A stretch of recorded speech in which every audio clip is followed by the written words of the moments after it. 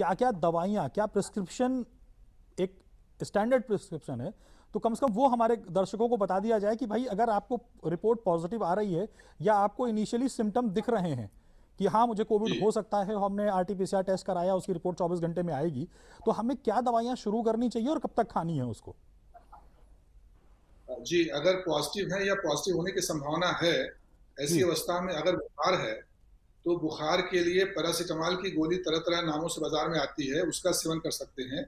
जैसा जी। बुखार उसी हिसाब से उसको लेना चाहिए, दिन में 3 या 4 बार ले सकते हैं। जी। दूसरी चीज़, एक एंटीबायोटिक एज़िथ्रोमाइसिन है, जो भी जी। अलग-अलग नामों से आती है।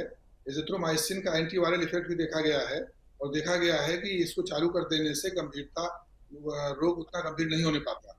एज़िथ्रोमाइसिन 500 मिलीग्राम की गोली पर डे लेना है, इसको 3 से 5 दिन लेना होगा। और तीसरा आइवरमेक्टिन है, जो अभी भी गाइडलाइंस में है, हालांकि इस पे कुछ कंट्रोवर्सी है, लेकिन अभी भी हम सलाह देते हैं कि आइवरमेक्टिन की एडल्ट्स में 12 मिलीग्राम की एक गोली रोज खाने के बाद 3 दिन तक, ये तो शुरू कर देना ही देना है। उसके बाद अगर बुखार बना रहता है तो ऐसी अवस्था में डॉक्सीसाइक्लिन एंटीबायोटिक से, इसका भी एंटीवायरल इफेक्ट है, 100 मिलीग्राम 100 मिलीग्राम दिन में 2 बार, इसको 7 दिन देते हैं। अब देखिए कि अगर बुखार 3-4 दिन में ठीक हो गया, तब भी बिल्कुल निश्चिंत नहीं होना चाहिए, क्योंकि देखा गया है कि वायरस शरीर में जब आता है तो शुरुआत में 5-6 दिन तक तो टहलता रहता है, लेकिन उसके बाद जब हमारा शरीर उस पर काबू होने की कोशिश में इन्फ्लेमेशन होता है, उससे फिर हमारा लंग डैमेज होना शुरू होता है।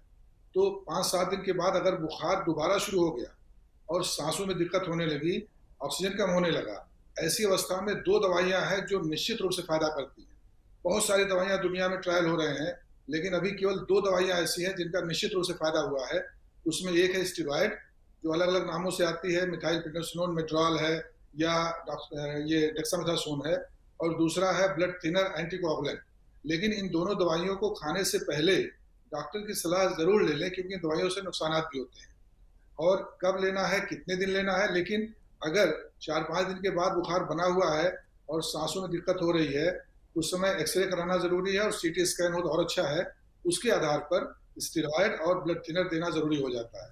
मगर फिर भी मैं दोहराना जी। चाहूंगा कि इन दोनों दवाइयों को लेने से पहले डॉक्टर की सलाह जरूर ले लें कि इन दवाइयों को कैसे लेना है, इन दवाइयों के क्या नुकसान हो सकते हैं, और कितने दिन खाना है, कितने डोज में लेना है।